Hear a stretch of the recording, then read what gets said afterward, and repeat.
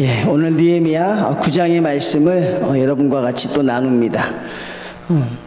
느헤미야는 두 부문으로 나눌 수가 있죠. 우리가 눈에 보이는 성벽을 재건하는 장면과 그 다음에 성벽을 재건한 후에 정말로 더 중요하다고 할 수 있는 이 마음의 성벽을 재건하는 것. 그러니까 무너졌던 우리의 믿음, 무너졌던 우리의 신앙, 무너졌던 우리의 기도, 이런 여러 가지 것들, 우리가 많이 무너져 있는 것들을 다시 세우는 작업을 느헤미야는 에스라라는 학사를 통해서 그 일을 하고 있습니다. 이 부흥운동의 시작은 7월 1일로 시작을 하죠. 7월 첫날이 되었는데 이스라엘 백성들이 수문 광장에 모여듭니다. 에스라가 모이라고 했죠. 그래서 말씀을 낭독하는데 에스라도 거기 모인 사람들도 서로 놀라기 시작하는 거죠. 여러분도 그렇습니다. 오늘 특별한 기대가 없이 왔는데 하나님이 갑자기 성령을 부어주시는 거예요. 그냥 가슴이 뜨거워지고 내 안에 내가 주체할 수 없는 그런 은혜가 나를 사로잡는 거. 한 번도 그런 경험을 해본 적이 없는 것이죠. 그건 에스라의 힘이 아니라 바로 하나님의 힘이었죠. 그렇게 해서 그들이 무려 6시간을 서서 말씀을 들었다는 사실 자체는 여러분 어떻게든 설명이 되지 않는 거예요. 틈만 나면 다른 생각을 하려고 하고 틈만 나면 말씀을 도망가려는 여러분들을 6시간을 붙잡아 둔 거죠. 여러분 기적적이죠? 다른 데서 찾지 말고 여러분을 생각해 보면 알아요. 내가 서서 6시간 말씀을 들었다? 그것도 딴 생각하지 않고 아멘 하면서 6시간을 들었다는 건 여러분 대단한 기적이죠. 바울과 실라의 옥문이 열린 것보다 여러분의 마음문이 열리는 게 더 큰 기적이죠. 우리는 웬만하면 말씀을 좀 피하고 싶고 또 말씀을 좀 짧게 듣고 싶고 듣지 않는 건 조금 마음이 좀 허전하니 조금이라도 듣는 게 내 마음이 편하니 그렇게 넘어가는데 그날은 다른 상황이 펼쳐져요. 그렇게 해서 6시간을 마치고 그 다음날 또 성도들이 모여들어요. 이제는 에스라가 모은 게 아니라 그들이 직접 찾아옵니다. 뭘 들고 찾아와요? 예. 성경책을 들고 찾아왔을까요? 그 당시엔 성경책이 없었죠. 그러니까 그 사람들은 어떻습니까? 하나님의 은혜를 사모하는 마음을 가지고 와요. 그리고 에스라에게 요구합니다. 말씀을 또 읽어주십시오. 에스라 학사님, 말씀을 또 읽어주십시오. 그런데 말씀이 사모해서, 말씀이 너무 그리워서 사람들이 집에 가지 않았다 그랬어요. 밤을 그대로 지새우면서 그 자리에 있습니다. 말씀을 듣기 위해서. 여러분 진짜 이런 거 참 굉장히 뭐라 그럴까요, 여러분? 저는 이걸 보면서 진짜 이게 황홀하다. 그런 성도들이 있었으면 좋겠다. 저를 붙잡고 맨날 목사님 우리 말씀 공부합시다. 저를 좀 귀찮게 하는 사람이 있었으면 좋겠다. 시도 때도 없이 그 말씀을 하는 거예요, 여러분. 그러니까 그 말씀을 또 에스라가 묵상합니다. 묵상하는 그 중에 초막절을 지키라는 말이 등장을 해요. 그러니까 이들이 은혜가 충만하니까 불가능한 게 없어요. 예전 같으면 여러분 생각해 보십시오. 일주일간 시간을 빼야 되는 거예요. 7일간 아무것도 안 하고 하나님의 절기에만 매달려야 되는 거예요. 거기에는 주부도 있습니다. 거기에는 환자도 있어요. 거기에는 직장인도 있습니다. 우리가 주일날만 돼도 성도들이 얼마나 요즘 주일날도 바쁘십니까? 주일날 하루도 온전히 드리지 못하지요. 예전에 우리가 주일날은 밤 예배를 드렸잖아요. 저녁 7시. 그때는 그럼 오전에 예배를 드리고 집에 가서 한숨 자거나 그래서 저녁에 다시 오고 그랬어요.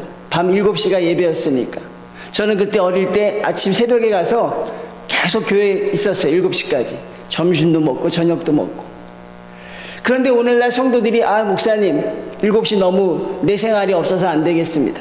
땡깁시다. 땡기고 올라와서 어디까지 올라왔어요? 그게 1시 반까지 올라왔죠. 왜 1시 반이에요? 밥은 먹어야 되니까, 그렇죠? 밥은 먹고 그 다음에 최대한 빨리 드립시다. 주일날 어딜 그렇게 가시는지 제가 성도님들 모르겠어요.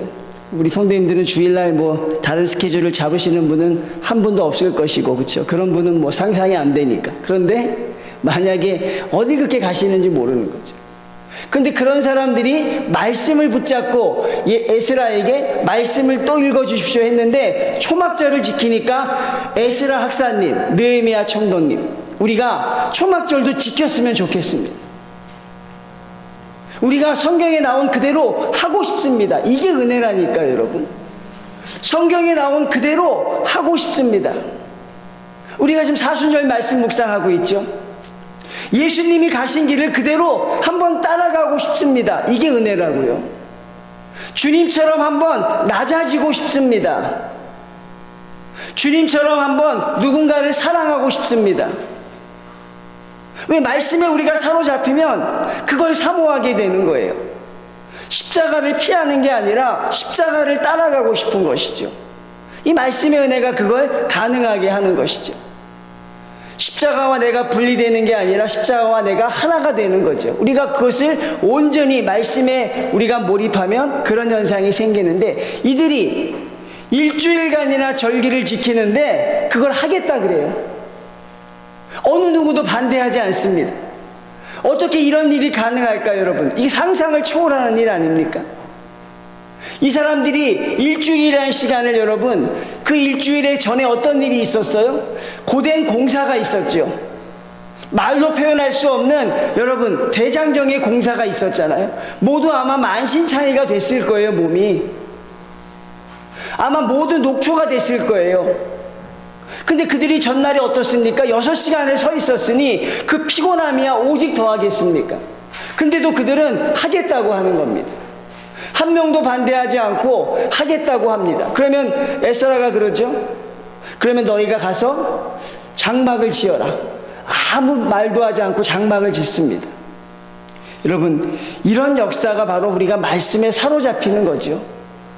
우리는 말씀이 울려 퍼질 때 먼저 우리의 계산기를 돌려보는 경우가 있어요. 그건 여러분 온전히 말씀에 집중하지 못한 거죠. 그리고 거기서 여러분 그들이 무엇을 합니까? 아무것도 하지 않아요, 여러분. 에스라는 여러분 일주일 내내 성경을 낭독합니다. 그게 이 장막절의 전부예요. 초막절에. 이스라엘의 초막절은 추수감사절 아닙니까? 근데 여러분 추수감사절 행사 그런 게 중요한 게 아니라, 오늘 우리가 말씀을 보면 8장 18절에 보면 에스라는 첫날부터 끝날까지 날마다 하나님의 율법책을 낭독합니다. 이게 초막절의 전부예요. 첫날부터 끝날까지 율법책을 낭독하는 게 답니다. 어떤 뭐 재밌는 그런 것도 없고요. 어떤 뭐 맛있는 그런 것도 없어요. 자, 그런 일이 계속해서 벌어져요. 그리고 8째 날에는 그들이 규례를 따라 집회를 엽니다. 이제 모든 초막절 집회가 은혜롭게, 이렇게 은혜롭게 맞출 수가 없어요. 근데 여러분 한 가지 기억하시죠?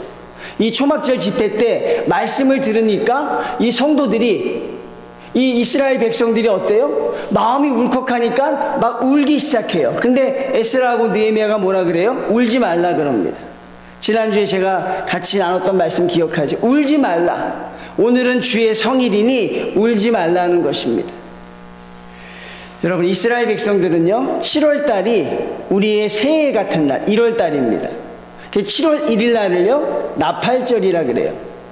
나팔절. 그게 무엇이냐면 새해가 시작됐다고 나팔을 부는 거예요.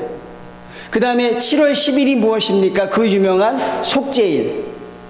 그리고 7월 15일 날 이들이 초막절을 치르죠. 그러니까 초막절을 치르면 초막절은 언제 끝나게 돼 있을까요? 22일 날 마치게 돼 있다고요. 자, 근데 오늘 며칠이에요? 9장 1절 말씀 며칠이에요? 그달 29날이니까 24일. 그러니까 초막절 말씀 집회를 마치고 단 하루만 쉽니다. 단 하루만 그들이 집에 갔다가 그리고 다시 모이기 시작해요. 자, 왜 모입니까, 여러분? 말씀을 사모해서 그들이 또 모이기 시작해요. 집에 있는 것보다 말씀을 듣는 게 좋은 거예요. 여러분, 이런 일이 참 일어날 수 있을까 모르겠어요. 그렇죠? 우리 교회도 이런 일이 일어나기를 바랍니다. 제가 축원합니다 안 했어요. 그냥 바랍니다. 여러분, 이런 일이 우리 교회도 생겼으면 좋겠습니다. 이게 누가 좋은 거예요? 목사님 그런 교인들하고 있으면 좋겠습니다. 착각하지 마세요, 여러분. 내가 좋은 게 여러분이 좋은 거라니까요. 제가 교회가 부흥되니까 성도가 한 분이 와서 그래요. 목사님 좋으시겠어요?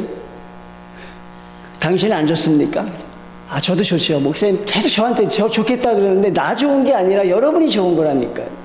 하나님의 말씀을 사모하면 그 심령이 얼마나 대단한지, 이런 여러분, 제가 지난번에 얘기했잖아요. 자기 집부터 짓던 사람들이라고 안 했어요? 우리보다 훨씬 더 이기적인 사람들이에요. 그리고 여러분, 외국에 포로로 살았기 때문에 억눌리고 짓눌리고 상처가 얼마나 많을까요? 그 상처 이루 헤아릴 수 있을까요? 삐뚤어진 사람이 얼마나 많을까요? 하나님에 대해 반감을 갖는 사람은 얼마나 많을까요? 근데 그들이 하나가 되었다는 거죠. 그 하나를 만들어낸 구심점이 뭐예요? 그걸 우리는 잊어서는 안 돼요. 하나님의 말씀인 것입니다. 저는 그래서 말씀을 여러분에게 많이 강조하고 싶은 것이죠. 왜? 말씀이 그런 능력이 있으니까. 그럼 말씀 외에 다른 건 능력이 될까요? 없다는 것입니다. 말씀만이 그렇게 할 수 있는 것이죠. 그러니 여러분이 말씀을 사모하지 않으면 여러분은 절대로 은혜로운 성도가 될 수 없어요. 그건 제가 장담합니다. 말씀을 사모하지 않고서 여러분은 절대로 하나님이 기뻐하시는 성도가 될 수 없어요. 봉사를 열심히 해도 안 되고 하나님 앞에 헌금을 많이 드려도 안 되는 것입니다. 말씀밖에 없습니다, 여러분. 그러니까 우리가 말씀을 사모해야죠. 그러니까 말씀을 사모하는 거를 우리가 왜 어렵습니까? 사단이 길을 쓰고 막으니까. 왜? 저 사람이 변하면 안 되거든요. 우리가 변하면 안 되고 이 교회가 변하면 안 돼요. 근데 말씀이 들어가면 그들이 변할까봐 어떻게든 여러분에게 말씀을 듣지 못하게 해요. 때로는 말씀이 어려워서, 때로는 피곤해서, 때로는 현대생활과 맞지 않는다고 여러모로 말씀을 배척하죠. 그러다 보니 우리가 점점 더 신앙이 무너지는 것인데, 여러분, 말씀에 집중하는 성도, 말씀을 사모하는 성도들이 꼭 되시기를 주님의 이름으로 축원을 드립니다. 자, 24일 날 드디어 모여요. 그리고 또 말씀을 읽습니다. 자, 근데 이제 그들이 밀어놨던 걸 하려고 그래요. 네? 이들이 밀어놓은 게 있었어요. 뭘 밀어놨을까요? 말씀이 울려 퍼질 때 통회하고 자복하고 싶었어요. 근데 초막절 절기를 지켜야 하니까 그들이 그걸 참고 있었던 거죠. 왜? 절기에 따라서 나가야 하니까. 어떻게 적절한 표현이 될까 생각해 보면, 제가 예전에 설교를 하는데 한 새로운 성도가 오셨는데요. 새로운 성도가 오니까 우리 기존의 큰 교회가 아니었으니까 그 성도를 주목해서 볼 거 아닙니까? 근데 또 앞자리 쪽에 앉았는데 앉자마자 계속 우는 거예요. 그것도 표신하게 막 울어요. 그러니까 여러분, 예배가 진행이 돼야 안 돼요? 성도들이 다 나는 안 보고 우는 그분만 보는 거죠. 그분은 계속 울어요. 그래서 제가 속으로 좀 그만 울었으면 좋겠다. 예. 왜? 그분의 우는 게 나쁜 게 아니라 예배를 드려야 되니까. 성도들이 설교를 들어야, 설교보다 제 설교는 매일 들으니까 아마 가끔 처음 와서 우는 성도가 신선했나 봐. 다 그 성도에게 가요. 그리고 설교 듣다가 또 우리 권사님들은 수건, 손수건 가지고 또 위해 준다고 해서 손수건 주고, 분주하고 정신이 없었어요. 이게 비유가 될지 모르겠지만 초막절 절기에 우는 것은 그 예배의 취지에 맞지 않을 수 있죠. 그래서 아마 느헤미야하고 에스라가 지금은 울지 말라고 한 것 같아요. 앞으로 울 시간이 얼마든지 있으니 그들은 말씀이 울려 퍼질 때 통회하고 자복하는 심정을 가집니다. 그게 있으니까 말씀을 듣는 거죠. 그리고 그게 드디어 터지기 시작하죠. 그게 바로 오늘 본문입니다. 29날에 이스라엘 자손이 다 모였. 왜 이렇게 자주 모이는지 모르겠어요. 또 모였습니다. 몇 번째 모이는 걸까요? 이번에는 뭐합니까? 금식하며 굵은 베옷을 입고 티끌을 무릅쓰며. 이거는요, 말씀이 나에게 들어왔을 때 성도가 행하는 반응입니다. 처음에 말씀이 울리면 말씀이 나를 찌르죠. 말씀이 찌를 때, 그 말씀이 찌를 때 그것이 아파서 우는 자가 있고, 찌를 때 그것을 피하려는 자들이 있습니다. 그 말씀이 우리를 울게 하죠. 그 다음에 그 말씀이 우리로 하여금 행하게 하는데, 이런 단계에 이르게 하는 거죠. 다 모여 금식하며 굵은 베옷을 입고 티끌을 무릅쓰며. 하나님 앞에 그들이 회개의 자세에 온전히 들어갔다는 것을 말합니다. 이 금식이라는 거 여러분, 이제 제가 사순절 말씀 묵상 때 한번 언제 말씀을 드릴 기회가 있을 것 같은데, 이 금식은 무엇입니까? 이 금식은 여러분, 나를 내려놓는 것입니다. 우리가 먹는다는 게 무엇입니까? 인간의 본능 아닙니까? 그러니까 하나님을 위해서 내가 먹는 것조차 내려놓겠다는 결단이죠. 그러니까 항상 회개의 처음은 금식으로 오는 거예요. 제가 주일날 말씀드렸잖아요. 여러분, 채우는 기도가 먼저가 아니라 비우는 기도가 먼저라 그랬죠. 그러니까 회개는 채우는 게 아니라 비우는 것입니다. 내가 지은 죄, 내가 범한 죄를 주님 앞에 내가 비우는 것이죠. 그게 바로 금식입니다. 나를 내려놓는 것입니다. 굵은 베옷을 입는 건 그렇게 하지 않고는 견딜 수가 없는 것이죠. 여러분, 그들이 왜 이렇게 통회하며 자복할까요? 그전엔 안 그랬는데 왜 그럴까요, 이들이? 그전에는 우는 자가 별로 없었는데, 느헤미야를 향해서 불평하는 사람이 많았는데, 지금은 왜 이렇게 우는 걸까요? 바로 그들이 말씀을 깨달았기 때문에 그래요. 말씀을 깨닫지 못하면 여러분, 우리의 죄를 우리가 깨닫지 못해요. 말씀을 읽지 않으면 여러분 다 잘한다고 생각합니다. 우리가 말씀의 나를 비추어 보지 않으면 내가 이 정도면 잘한다고 생각을 해요. 성도들의 착각이죠. 목회자의 착각입니다. 내가 이 정도면 열심히 하는 거야. 내가 다른 사람과 비교해서 말씀과 비교하지 않으면 다른 사람과 나를 비교하게 돼요. 아, 내가 저 사람에 비해서 훨씬 낫지.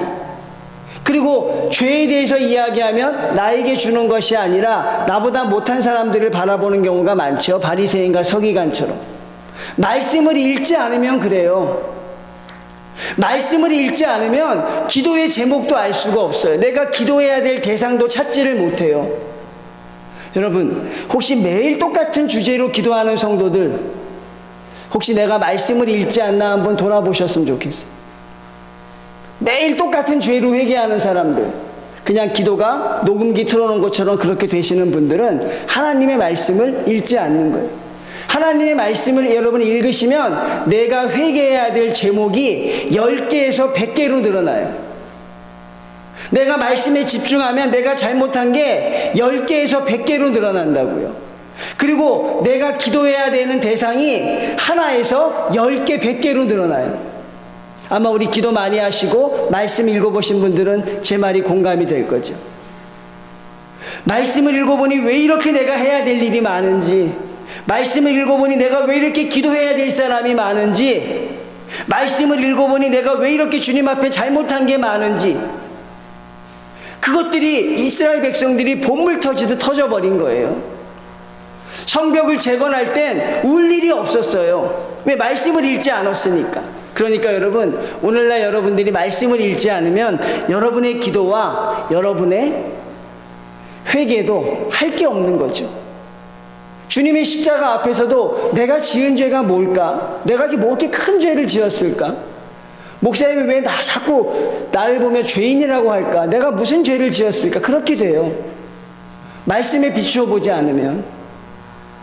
음란과 악독과 시기와 방탕과 이런 것이 다 나에게 있는 걸 모르는 거죠. 근데 말씀에 집중해서 보니까 그 모든 게 나를 향하고 있는 거죠.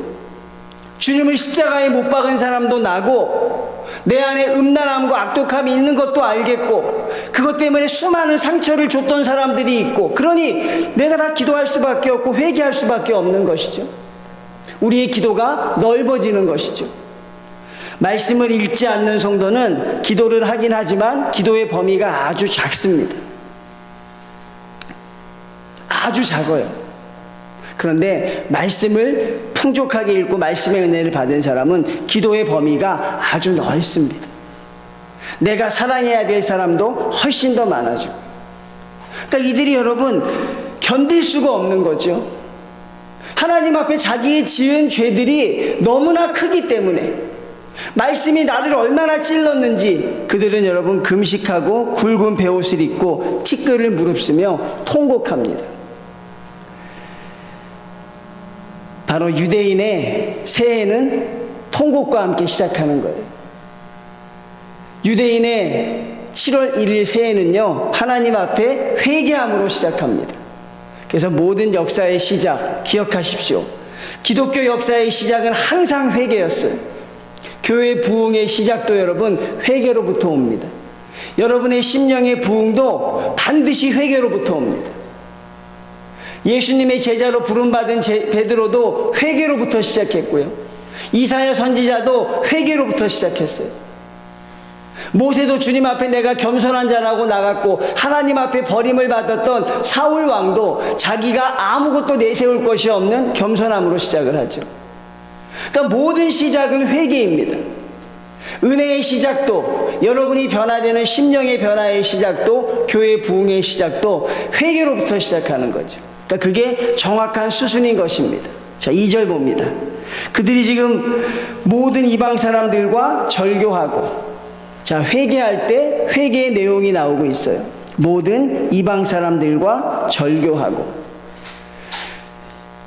요즘에 저희가 계속 말씀을 묵상하니까 여러분, 우리가 구약부터 신약을 계속해서 1년간을 계속 말씀 매일같이 묵상하면 제가 느끼는 게 있고 여러분도 느끼는 게 있을 거예요.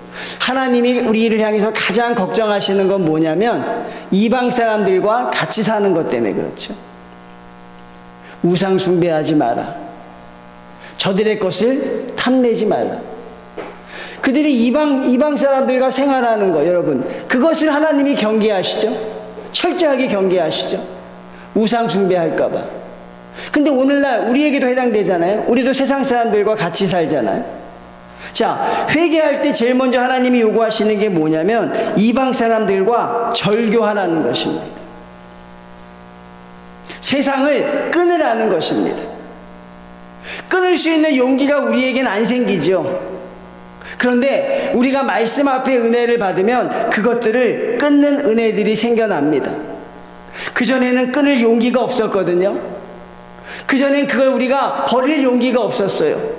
근데 여러분, 하나님의 말씀에 사로잡히면 그런 것들이 끊어지는 역사가 나타나죠. 여러분, 이게 이방 사람들과 절교한다는 게 내용을 들어가 보면 뭐냐면요, 이방 사람들과 이스라엘 백성들이 가장 섞일 때 가장 많은 방법이 뭐였냐면 혼례, 결혼이었어요.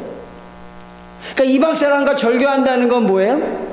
나의 남편과 부인을 버린다는 것입니다.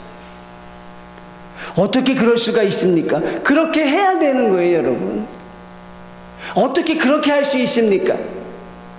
여러분, 무슨 문제가 있어요? 하나님이 하라고 하는데, 하나님이 하시라고 하는데 뭐가 우리가 이 일을 달 게 있습니까? 이방 사람들과 하나님이 절교하라고 말씀하면 이들이 그 일을 감행해요. 그래서 여러분, 자기의 결혼했던 그 이방인과 혼인 풍습 있잖아요. 그걸 다 정리합니다. 그리고 여러분, 이들의 사업을 보니까 이방인들과 결탁하여 사업을 했다는 거죠. 먹고 사는 문제가 달려있죠. 사업이라는 것은 우리의 직장인 것입니다. 그런데 만약에 예를 들면 이방인이 사장으로 있는 직장이 있으면 그 직장과 절교해버리는 거죠. 그러니까 이방인과 절교했다는 건 여러분 엄청난 결단이 들어있는 거죠. 근데 이들이 이걸 하잖아요, 여러분. 이들이 하는 것이고 우리는 못하는 것이고, 그럼 이들이 하는 것과 우리들이 못하는 것의 차이는 이들은 말씀의 은혜에 충만했던 것이고 우린 여전히 말씀의 은혜에 충만하지 못한 것이고, 그러면 우리도 말씀에 충만하면 이렇게 할 수 있을까요? 얼마든지 가능한 것이죠. 그러니 여러분, 이방 사람들과 절교했다는 것, 이건 여러분 굉장히 큰 의미를 가지고 있는 것이죠. 여러분과 제가 하나님의 말씀을 은혜 받고 은혜로 그치면 안 됩니다. 아, 오늘 말씀이 나를 참 좋았어, 내가 오늘 내 죄를 회개하니까 너무 좋았어가 아니라 그 여러분의 회개는 결단으로 나타나야 되죠. 서서 자기의 죄와 조상들의 허물을 자복하고, 제가 그랬잖아요, 여러분. 말씀을 많이 읽으면, 말씀의 은혜에 사로잡히면 회개의 범위와 기도의 범위가 늘어난다 그랬죠. 느헤미야가 제일 처음 이스라엘 백성을 위해 기도할 때 여러분 그 기도의 내용을 기억하십니까? 느헤미야 1장 6절입니다. 느헤미야가 뭐라고 기도했냐면, 주는 귀를 기울이시며 눈을 여시사 종의 기도를 들으시옵소서. 나와 내 아버지의 집이 범죄하였나이다. 자, 오늘 동일한 기도의 내용이 나와요. 어떻게 기도합니까? 자기의 죄와 조상들의 허물을 자복합니다. 말씀에 사로잡히면요, 여러분, 우리가 기도해야 될 내용들이 많아진다는 게 바로 이것입니다. 느헤미야는 조상들의 죄를 내 죄처럼 여겼고, 이스라엘 백성들도 나의 죄뿐 아니라 조상들의 허물까지 회개하고 있어요. 어떤 사람은 이거를 죄의 연대의식이라고 하는데 전 잘못된 해석이라고 보죠. 죄가 유전되는 건 아니지 않습니까? 뭐 조상의 죄가 우리에게 오는 게 아니라 하나님이 이 말씀을 기록해 준 건 하나의 공동체라는 것입니다.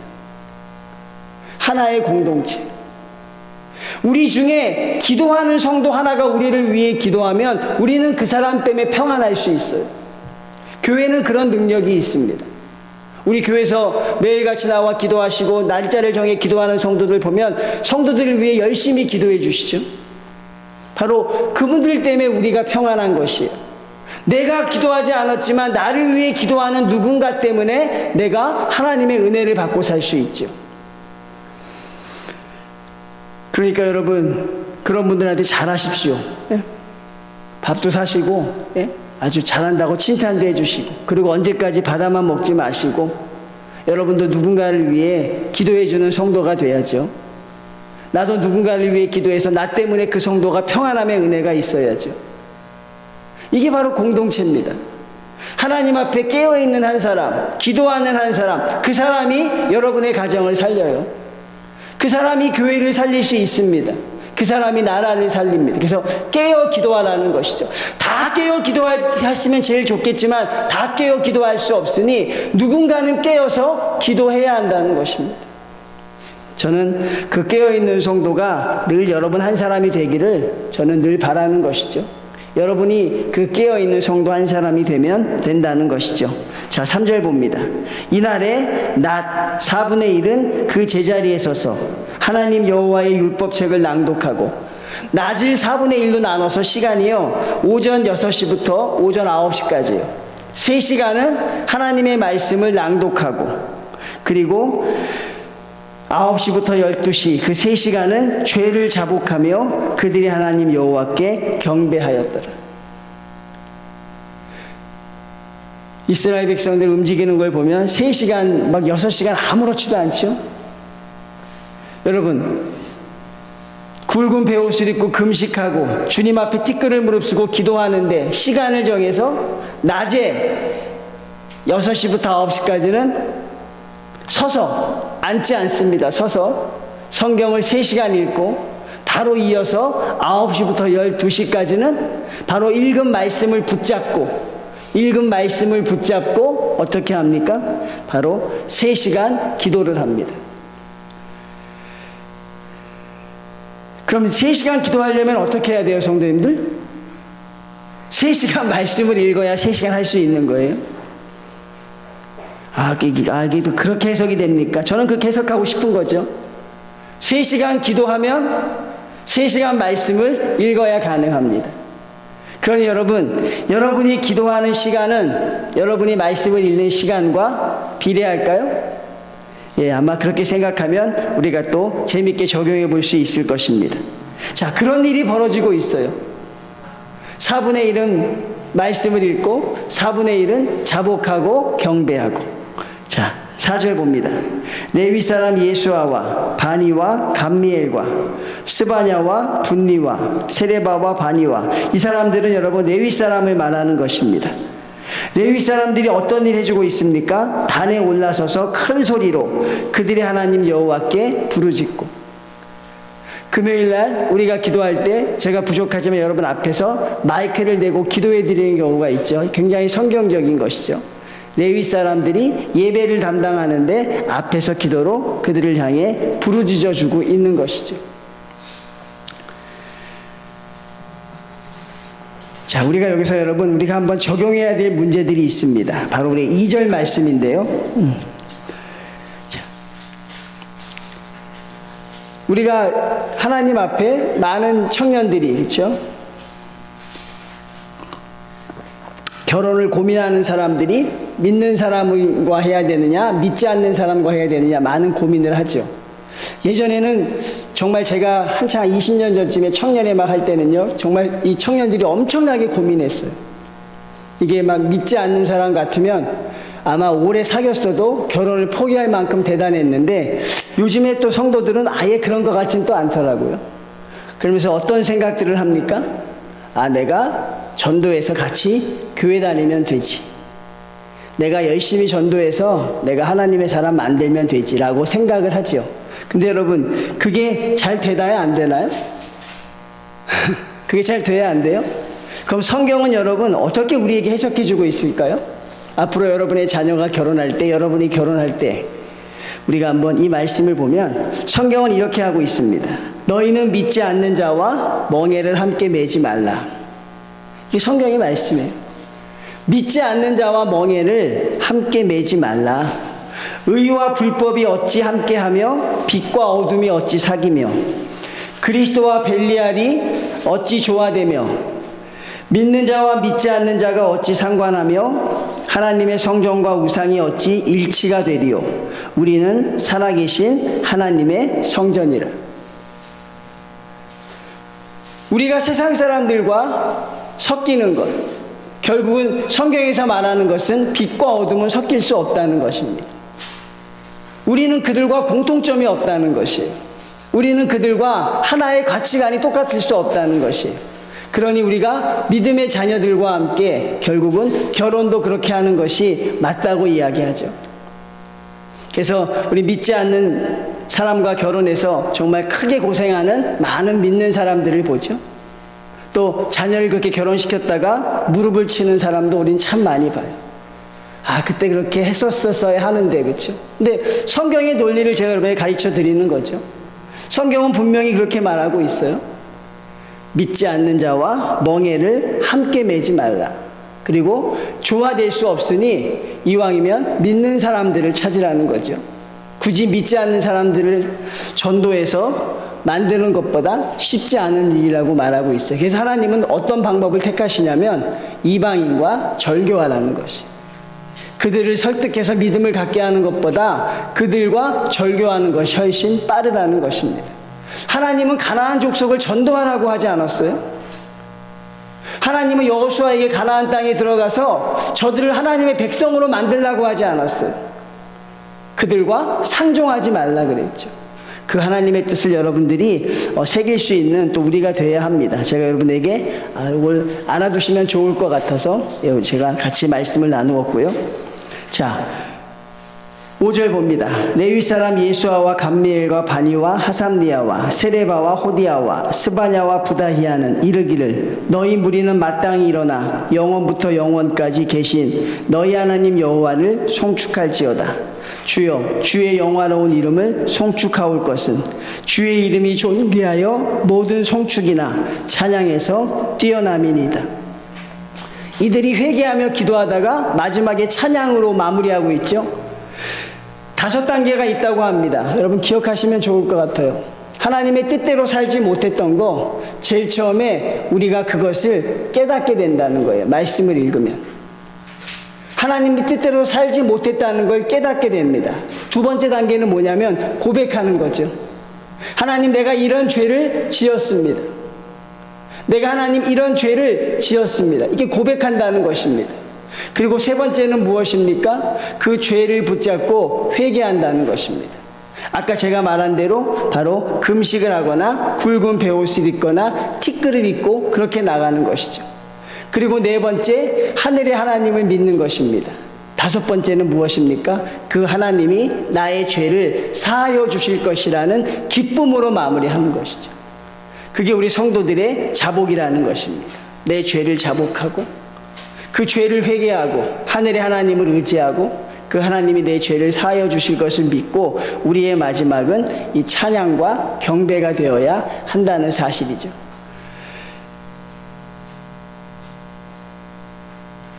7절 봅니다. 주는 하나님 여호와시라. 옛적에 아브라함을 택하시고 갈대아 우르에서 인도하여 내시고 아브라함이라 하는 이름을 주시고, 이게 6절부터는요 하나의 기도문입니다. 그래서 이거를 해석할 때 어떤 사람은 시편이라고 합니다. 6절부터 이게 기도문인 것이에요. 하나님 앞에 나와 기도하는 기도문입니다. 주는 하나님 여호와시라. 옛적에 아브라함을 택하시고 갈대아 우르에서 인도하여 내시고 아브라함이라는 이름을 주시고. 이제 하나님이 어떤 일을 베푸셨는가 그것을 기억하라는 것이. 성도님들, 하나님이 아브라함에게 약속하신 것이 무엇인지 우리가 다 알죠? 뭘 약속하셨습니까? 내가 너에게 가나안 땅을 줄 것이고 내가 너에게 바다의 모래와 같이 하늘의 별과 같이 너의 민족을 풍족하게 할 것이라는 복을 주셨죠. 근데 그 복이 이루어지는 게 여러분 몇 년이 걸렸을까요? 그 약속이 이루어지시는 게 무려 430년이 걸렸습니다. 하나님이 아브라함에게 하셨던 약속이요, 무려 430년 만에 이루어졌어요. 하나님이 우리에게 그렇게 은혜를 베푸시는데 우리가 하나님의 약속을 믿지 못하는 그런 안타까움들이 있습니다. 여러분, 아브라함에게 주셨던 약속도 무려 430년이 걸렸으니 하나님이 저와 여러분에게 하신 약속은 반드시 이루실 줄로 믿습니다. 근데 그 약속이 언제 이루어질지는 여러분 하나님의 뜻에 달린 거죠. 하나님이 은혜를 주셨다는 걸 믿는 것, 그게 중요한 것입니다. 저와 여러분이 하나님의 약속을 붙들지 못하는 이유가 있습니다. 하나님이 나에게 주셨던 약속을 끝까지 붙들지 못하고 가는 경우가 있어요. 그게 바로 오늘 느헤미야에 나타나 있죠. 첫 번째, 왜 그렇습니까? 괴로움과 고난 때문에 그래요. 느헤미야가 성벽을 재건하는데 52일이 걸렸는데 얼마나 많은 괴로움과 고난이 있었어요? 한번 열거해 볼까요? 대적들의 조롱과 협박이 있었습니다. 경제적인 어려움이 있었습니다. 살인 협박도 있었습니다. 회유하려고 합니다. 포위하고 그들을 무너뜨리려고 합니다. 하나님의 말씀을 지키고 나가려면 우리에게 그런 고난과 어려움이 있다는 것입니다. 그래서 여러분 피하시겠어요? 성도님들, 그게 두려워서 피하시겠냐고요? 언제까지 피하시겠냐고요? 언제까지 피할 수 있을까요, 여러분? 우리나라 속담에 곰을 피하려다 호랑이를 만난다고 하죠. 아마 그걸 잘 피해서 여기까지 오신 분도 있겠지만 언제까지 피할 수 없어요. 언제까지 고난에서 여러분, 언제까지 열애자가 될 수 없다고요. 그러니 여러분, 괴로움과 고난이 두려워서 피하지 마시고 괴로움과 고난을 이기게 하시는 하나님을 믿으십시오. 괴로움과 고난이 무서워서 아무것도 못하는 성도가 되지 마시고 괴로움과 고난조차 우리에게 허락하신 하나님을 의지했으면 좋겠어요. 그리고 고난의 강을 건너셨으면 좋겠어요. 주님이 겟세마네 동산의 기도에서 그 십자가의 강을 건너신 것처럼 하나님 믿으면 주님이 우리에게 괴로움과 고난을 주십니다. 여러분, 그렇지만 하나님 의지하면 이길 수 있다는 걸 느헤미야가 보여주었잖아요. 두 번째, 하나님의 능력과 공급하심을 경험하지 못했기 때문에 그래요. 하나님의 능력과 경험하심을 경험하지 못하니까요, 앞으로 나와 함께 하실 하나님을 믿지 못하는 거죠. 과거에 나에게 은혜를 주셨던 하나님의 은혜를 체험하지 못했으니까 앞으로 미래의 하나님이 나에게 은혜를 주실 것이란 확신이 없는 거예요. 무슨 말씀이 이해가 되시나요? 과거에 주님이 나와 함께하는 은혜로 풍족한 사람은요, 내일을 살아가도 그 하나님이 나의 하나님이 될 것이란 믿음이 있어요. 근데 내가 과거에 하나님으로부터 은혜를 한 번도 받아본 적이 없기 때문에 내가 앞으로 살아가야 할 하나님의 은혜를 우리가 믿으면서 못 나가는 것이죠. 그래서 하나님의 은혜를 경험하는 것이 참 중요한 것입니다. 마지막으로 무엇입니까? 우리가 인내력이 부족하다는 것이죠. 아브라함도 430년을 기다려서 그 약속이 이루어졌듯이 하나님의 약속은 우리에게 그렇게 이루어진다는 사실입니다. 말씀을 마무리하려고 합니다. 우리 현대인들은요, 죄를 향한 진지한 접근이 없다 그래요. 죄에 대해서 우리가 진지하지 않다는 것입니다. 자기 죄 때문에 아파하고 고민하고 눈물 흘리는 성도들이 그렇게 많지 않습니다. 우리의 모든 관심은 내가 무엇을 채우느냐, 무엇을 갖느냐에 있지, 내가 지은 죄 때문에 아파하고 고민하고 눈물 흘리며 그것 때문에 몸부림치는 성도들이 별로 없다는 것입니다. 그게 참 맞는 말인 것 같아요. 근데 여러분, 그게 뭐가 문제인 줄 아십니까? 내가 죄 때문에 아파하고 고민하고 그것 때문에 힘들어한 경험이 없는 사람은요, 죄에서 구원받은 감격을 못 느껴요. 주님이 내 죄를 사하셨다. 그냥 무감각한 거예요. 왜? 내가 지은 죄를 내가 자각하지 못하니까. 내 죄가 얼마나 큰지 모르고 내가 죄인일까? 그렇게 생각하는 사람이 내 죄를 사하셨다는 십자가가 뭐 그렇게 감동스러울 게 있겠어요? 뭐가 그렇게 눈물 날 게 있겠어요? 그렇죠? 그러니까 그게 큰 문제라는 거죠. 죄에 대해서 자각하지 못하면 주님이 내 죄를 사하셨다는 그 구원받은 감격을 절대 경험하지 못해요. 그리고 그 죄를 이기시는 주님의 기쁨, 그 능력도 한 번도 체험하지 못합니다. 왜 사도 바울이 기쁨으로 하나님을 따라갔는지, 왜 12명의 제자들이 주님을 위해서 그렇게 순교하며 갔는지, 우리 믿음의 선배들이 이 땅에 복음을 뿌리기 위해 자기의 피를 왜 뿌렸는지 한 번도 경험하지 못하죠. 결국은 주님이 나의 죄를 사하셨다는 그 구원의 감격이 있어야 하나님 앞에 우리가 나갈 수 있는 것입니다. 성도님들, 사순절 말씀 제가 계속 묵상하니까 좋은 기간입니다. 여러분의 죄에 대해서 한번 고민해 보시고, 여러분의 죄를 붙잡고 부둥켜 안고 주님 앞에 그 죄와 씨름하시고, 그리고 내 죄를 이기게 하신 예수님 앞에 구원의 감격도, 그 죄를 이기신 예수님 앞에 그리고 환희의 기쁨도 느낄 수 있는 여러분이 되시길 바랍니다. 아마 여러분에게 그 하나님의 은혜가 넘치게 임하실 줄로 믿습니다. 기도드립니다. 하나님 아버지, 감사합니다. 오늘도 하나님, 부족한 자가 말씀을 전했습니다. 주여, 하나님 꼭 필요한 것만 성도들 하나님 깨닫게 하시고 기억하게 하시고, 하나님 그 말씀대로 살아갈 수 있는 능력을 주시옵소서. 하나님, 언제까지 하나님 아버지와 말씀을 귀로만 듣는 자가 되지 않게 하시고, 말씀을 듣고 행하는 성도들이 되게 하여 주시고, 하나님 창조주 하나님 여호와, 구세주 하나님 여호와가 나의 기도를 들으신다는 그 가슴 벅참을 가지고 하나님 신앙생활하며 나갈 수 있도록 허락하여 주시옵소서. 오늘은 특별히 하나님, 우리의 죄를 사하여 주신 그 예수님에 대하여 생각합니다. 주여, 참으로 감사합니다. 우리의 더러운 죄를 주여 홀로 지고 가신 주님의 은혜를 진심으로 감사합니다. 십자가를 부활로 이겨내신 주님의 그 기쁨을 또한 저희가 찬양합니다. 하나님, 그 찬양과 그 고난에 동참할 수 있는 우리 모든 믿음의 성도 될 수 있도록 주여 허락하여 주시옵소서. 예수님의 이름으로 기도드리옵나이다.